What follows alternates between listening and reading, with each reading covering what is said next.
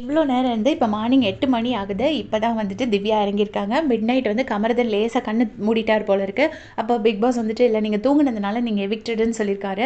அதனால கமருதீன் வந்து வெளியேற்றிட்டாங்க. பட் அதோட டைமிங்ஸ் எனக்கு தெரியாது.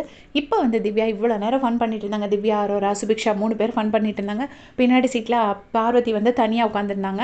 இவங்க 3 பேரும் அவங்களுக்குள்ளேயே பேசிகிட்டு இருந்தாங்க. இப்போ பார்த்தீங்கன்னா 2 பேரும் கடைசி நான் கால் எடுத்து ஐயோ வெளியே வைக்கிறேன் அப்படின்ன உடனே இப்போ அரோரா சொல்கிறாங்க, நீ கால் எடுத்து வெளியே வைக்கிறத நான் பார்க்கணும் அப்படின்னோடனே திவ்யா கேட்குறாங்க, நான் வெளியே போகிறத பார்க்குறதுல அப்படி உனக்கு என்ன சந்தோஷம் அப்படின்னு கேட்குறாங்க. பின்னாடி இருந்து சுபிக்ஷா பார்த்து இறங்குங்க திவ்யா, மெதுவாக போங்க அப்படின்னு சொல்கிறாங்க.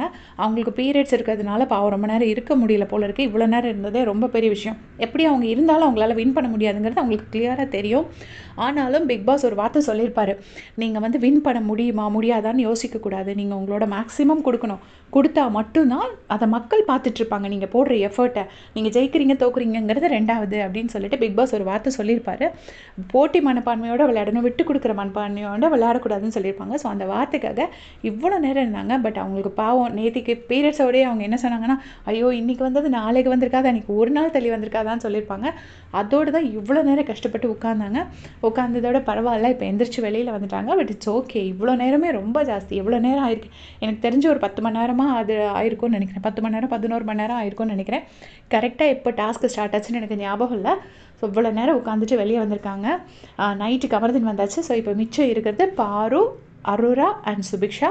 பாரு இறங்கிடுவாங்க. நமக்கு ஸ்கோர் ஆல்ரெடி தெரிஞ்சதுனால நான் சொல்கிறேன், பாரு இறங்கிடுவாங்க. அப்புறமா கடைசியில் அரோரா இறங்குவாங்க. அரோராலாம் டைரியான்னு சொல்லி தான் நேற்று படுத்திருந்துருப்பாங்க.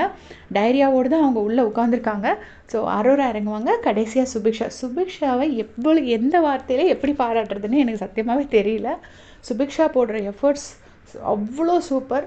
பட் அன்ஃபார்ச்சுனேட் தான், சுபிக்ஷா ஏன் ஷைன் பண்ணலங்கிறது தெரியல. பற்றி உங்களுடைய கமெண்ட் சொல்லுங்கள். தேங்க்ஸ் ஃபார் வாட்சிங்.